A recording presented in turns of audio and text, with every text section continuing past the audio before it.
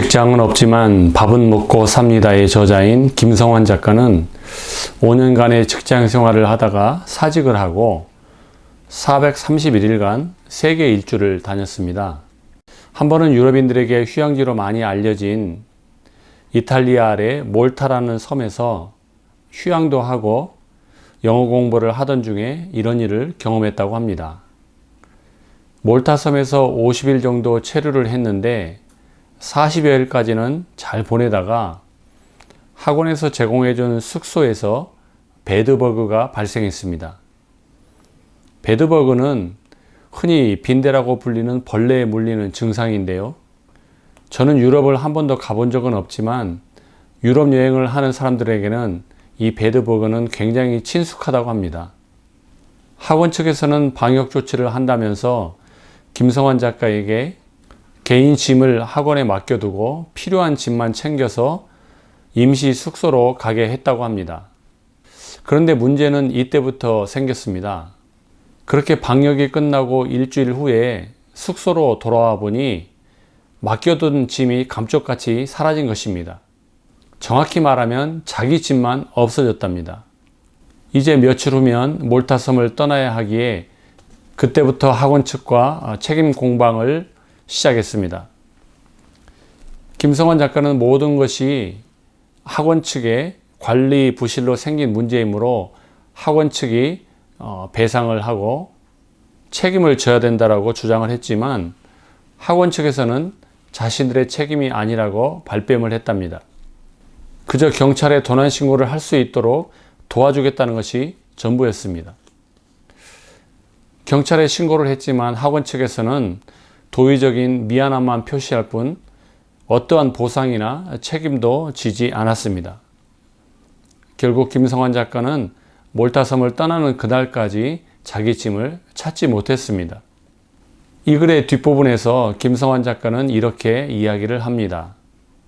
나는 결과적으로 분실한 물건값 200만원, 분실한 물건을 다시 구매하는데 100만원, 총 300만원의 손실을 봤지만 진행 과정을 통해 몇 가지를 배우게 되었다.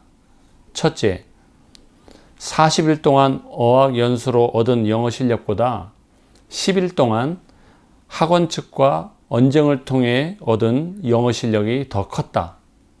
둘째, 돈 혹은 법과 관련된 의사소통을 할 때는 단어 한마디 한마디가 중요하며 이를 통해 외국어 공부에 대한 동기부여를 얻을 수 있었다. 셋째, 개인이 조직을 이길 수 있는 방법은 조직이 신경 쓸 수밖에 없도록 사회적인 영향력을 줄 수 있는 사람이 되는 것이다.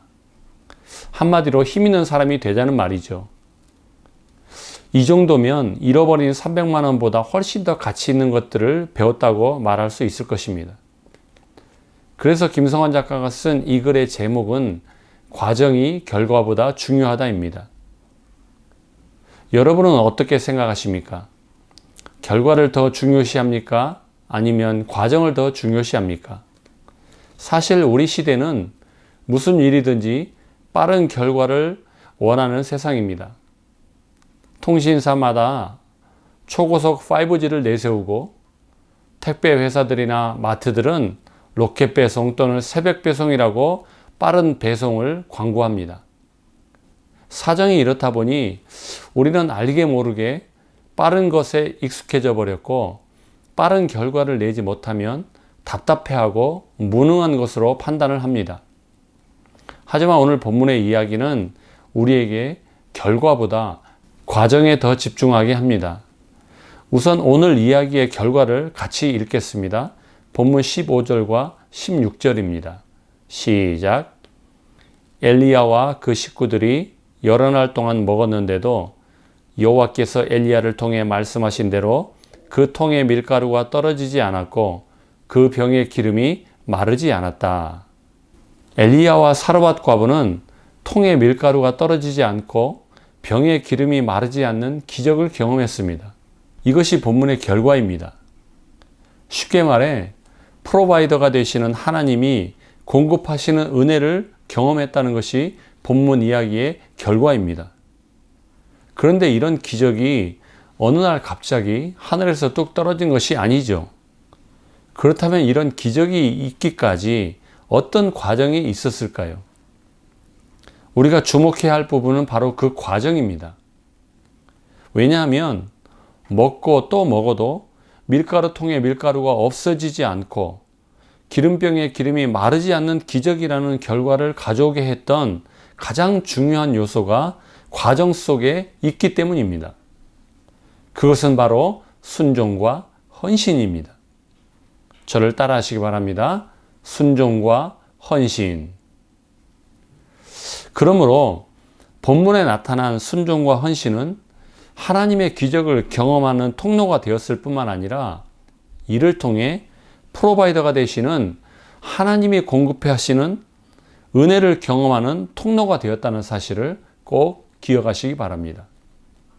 이 말은 바꿔 말씀드리면 우리가 오랫동안 교회를 다니고 신앙생활을 해도 프로바이더가 되시는 하나님을 삶 속에서 체험하지 못하는 가장 결정적인 이유 가운데 하나는 우리에게는 본문의 엘리야와 사르밧 과부와 같은 순종과 헌신이 없기 때문입니다. 본문은 우리에게 프로바이더가 되시는 하나님을 삶 속에서 경험케 하는 엘리야와 사르밧 과부의 순종과 헌신의 과정 속에 나타난 중요한 두 가지 요소를 가르쳐주고 있습니다. 그것이 무엇일까요? 첫째, 다 같이 읽겠습니다. 시작. 순종의 기준은 내가 처한 환경이 아니라 언제나 하나님의 말씀입니다. 그리시네가에서 까마귀를 통해 먹을 것을 공급받았던 엘리야에게 어느 날 하나님의 말씀이 임합니다. 9절을 보십시오. 너는 일어나 시돈에 속한 사르밧으로 가서 거기 머물라. 저를 따라 하시기 바랍니다. 너는 사르밧으로 가라. 여러분, 지금 엘리야의 상황에서 우리가 깊이 고민해 봐야 할 문제는 사르밧으로 가라는 하나님의 말씀이 그냥 믿져야 본전이라는 식으로 쉽게 순종할 수 있는 말씀이 결코 아니었다는 것입니다. 왜 그럴까요?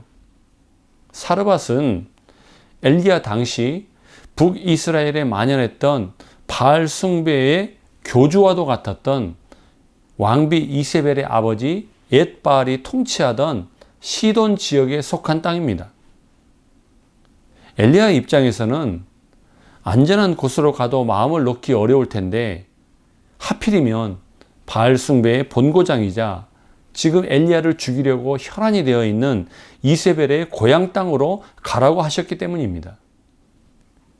더 황당한 것은요, 하나님께서 엘리야를 먹이시고 보호해 줄 사람이 다른 사람도 아니고 당시 사회적 약자의 대명사였던 과부랍니다.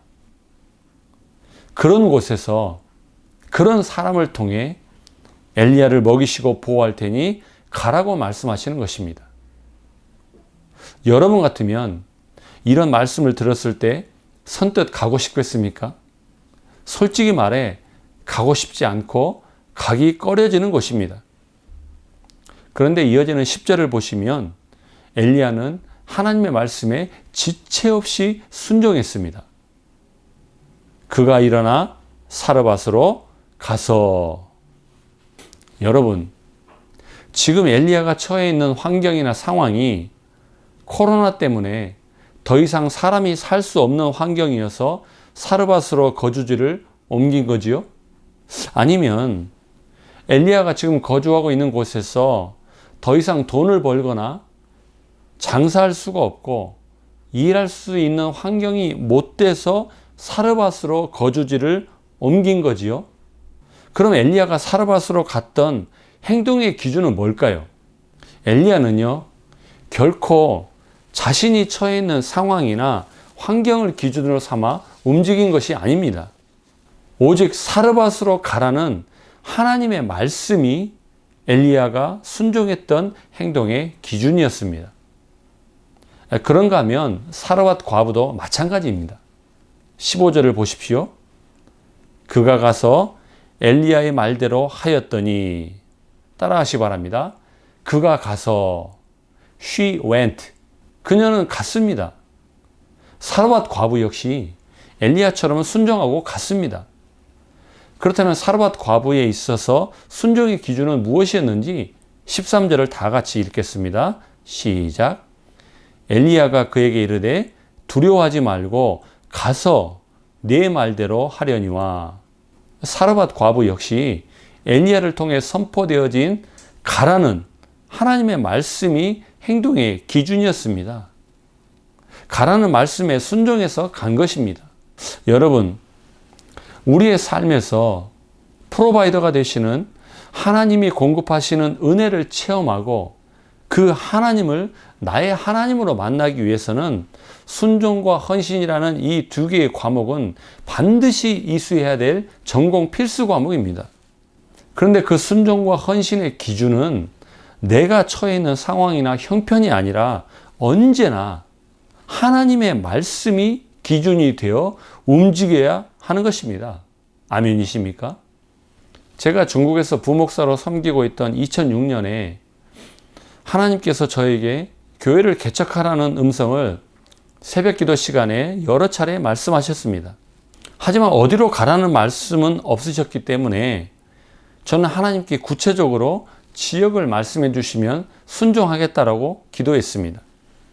며칠 후에 주일 예배를 마치고 점심을 먹고 있는데 수조라고 하는 시에 출장을 가신 남자 집사님이 저에게 전화를 하셨습니다. 그분과 이런저런 이야기를 나누고 전화를 끊으려고 하는데 그 집사님이 전화 말미에 이런 말씀을 하셨습니다. 목사님이 여기 오셔서 교회를 개척하시면 참 좋겠습니다. 다시 며칠이 지나서 심천대학교에 교환학생으로 와서 공부하고 있던 대학 후배 몇 사람을 초대해서 중국 음식을 사주면서 이런저런 이야기를 나누게 되었습니다. 제가 후배들에게 물었습니다. 요즘은 교환학생으로 많이 가는 지역이 어디냐? 그랬더니 한 후배가 저에게 이렇게 대답을 합니다. 선배님, 요즘은 수조로 많이 갑니다.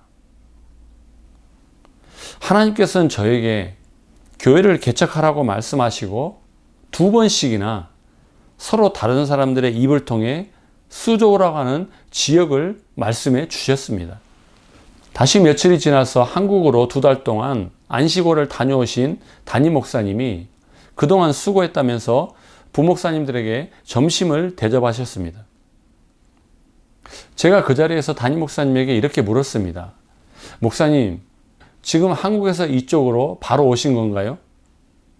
그랬더니 목사님이 대답하시기를 아니, 후베이성 우한에서 우리 교단 시니어 선교사들이 모여서 중국 선교 전략 회의를 하고 이쪽으로 왔지. 그러시면서 제가 묻지도 않았는데 담임 목사님은 저에게 우한에서 열린 중국 선교 전략 회의 결과를 말씀해 주셨습니다. 중국 내 전략적으로 중요한 거점 도시에 우리 교단이 한인교회가 별로 없어. 그래서 앞으로 10년 안에 중국 내에 우리 교단 한인교회를 50개 개척을 하기로 했다는 것입니다. 그런데 말이야, 이 목사, 가장 먼저 개척해야 될 1순위 지역이 어딘 줄 알아? 수조우야.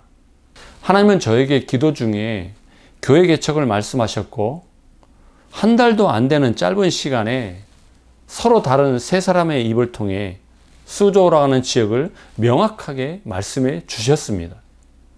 저는 그 뒤로 하나님의 말씀에 순종해서 아는 사람 한 명도 없고 한 번도 가본 적이 없는 수조라고 하는 지역에 아내와 함께 주영이와 호영이를 데리고 가서 한인교회를 개척하게 되었습니다.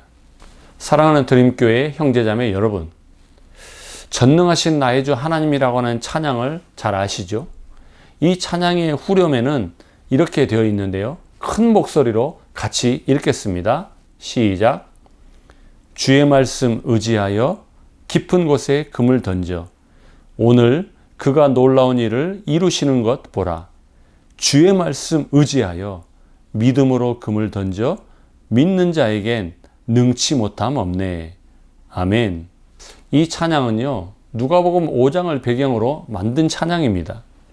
저를 따라하시기 바랍니다. 말씀에 의지하여 내가 그물을 내리겠습니다. 영어로 말씀드리면 I will do. 나는 하겠습니다. 그런데 뭐에 근거해서요? As you say. 내 환경이나 내 상황의 기준이 아니라 주님이 말씀하신 대로, 주님이 말씀하신 대로 하나님의 말씀에 의지하여 하나님의 말씀을 기준 삼아 순종하겠다는 것입니다.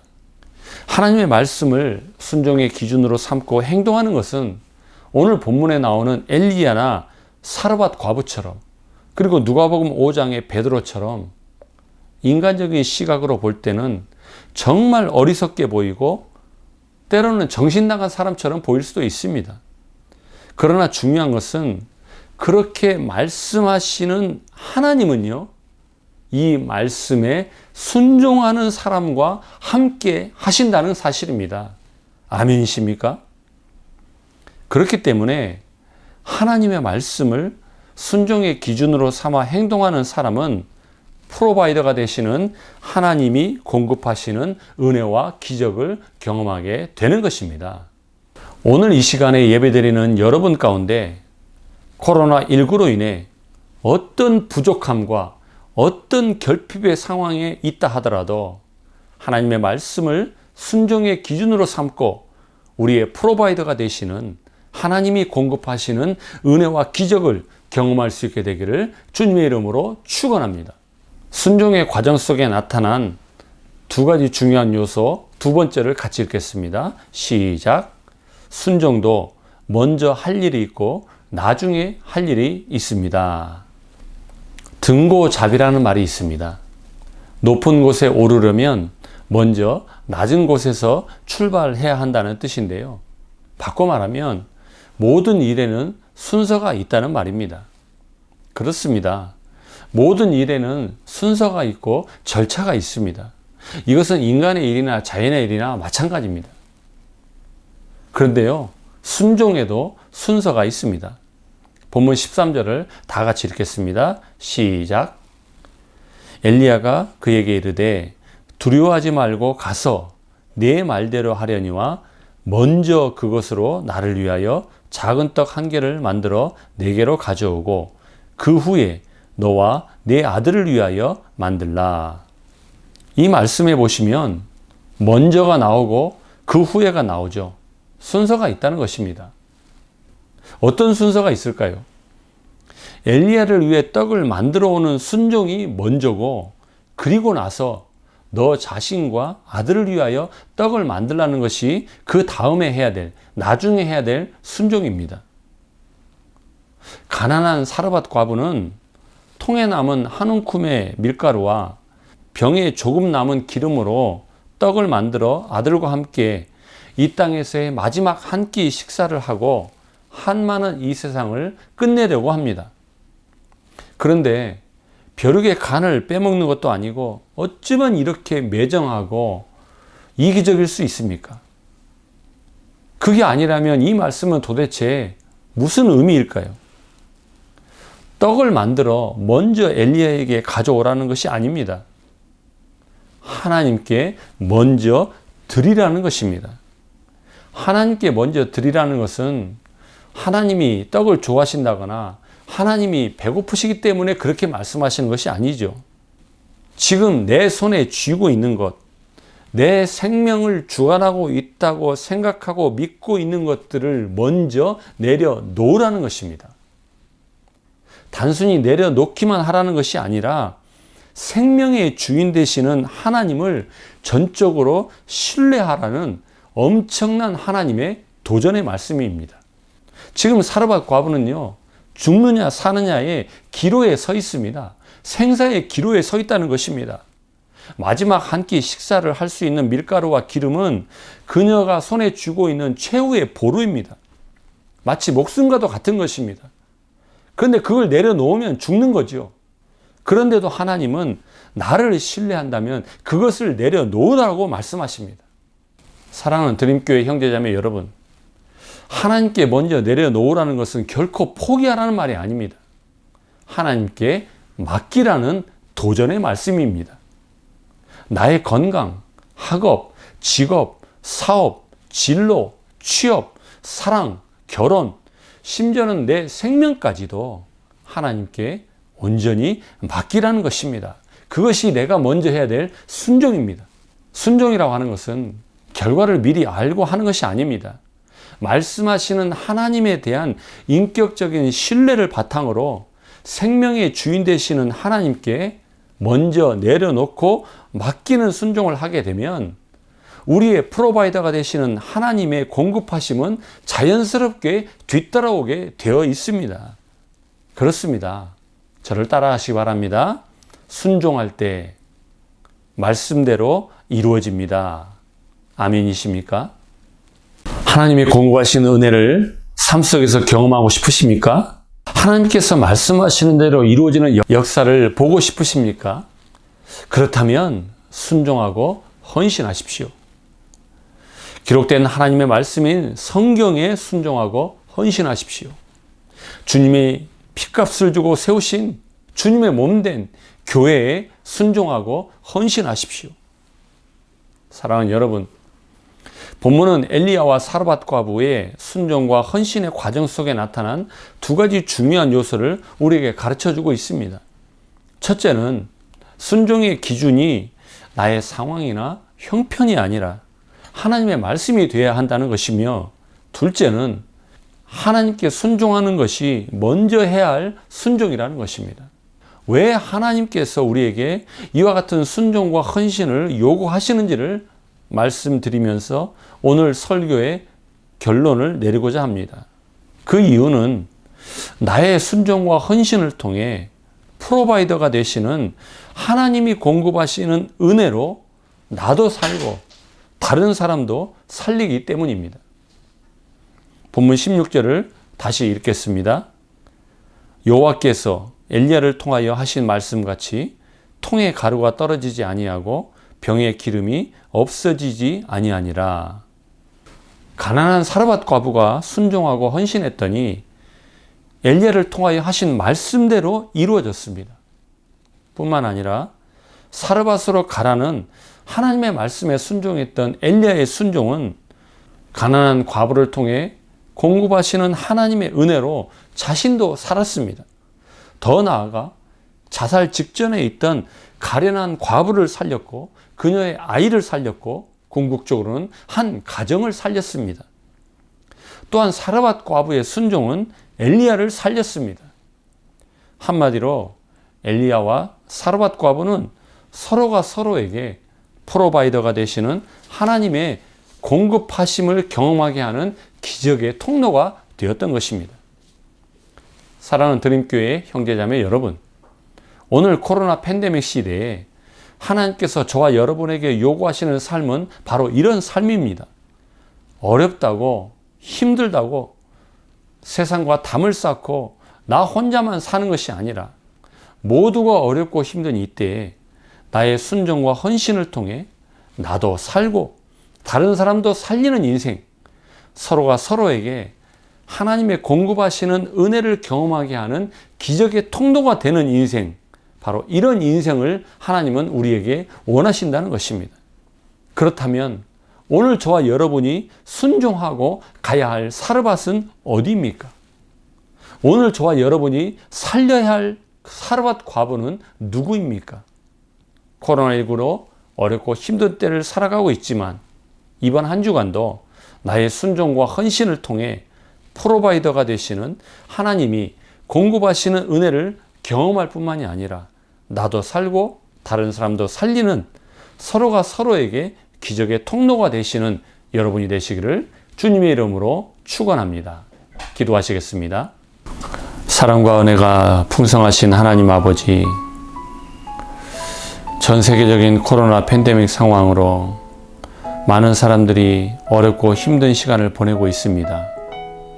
우리의 삶 속에도 여러 가지 부족함이 있고 모자람이 있고 결핍함이 있습니다. 그러나 이런 시대를 살아가는 저희들에게 오늘 엘리야와 사르밧 과부의 순종의 과정을 통해 우리에게 말씀하시는 하나님의 그 음성을 듣기 원합니다. 우리가 하나님께 순종하고 헌신할 때 우리의 삶의 프로바이더가 되시는 하나님께서 공급하시는 은혜와 기적을 경험하게 될 줄 믿습니다. 그러나 우리가 하나님께 순종함에 있어서 내 상황이나 내 형편이 기준이 되지 않게 하시고 언제든지 하나님의 말씀이 기준이 되어 움직이고 행동할 수 있도록 인도하여 주옵소서.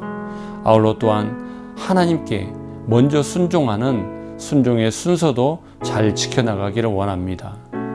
내가 지금 손에 쥐고 있는 것, 내 생명을 주관하고 있다고 믿고 있는 것들까지도 하나님 앞에 온전히 맡기고 내려놓는 순종을 통하여 나도 살고 다른 사람도 살리는 기적의 통로들이 되게 하여 주옵소서. 감사드리며 예수님의 이름으로 기도하옵나이다. 아멘.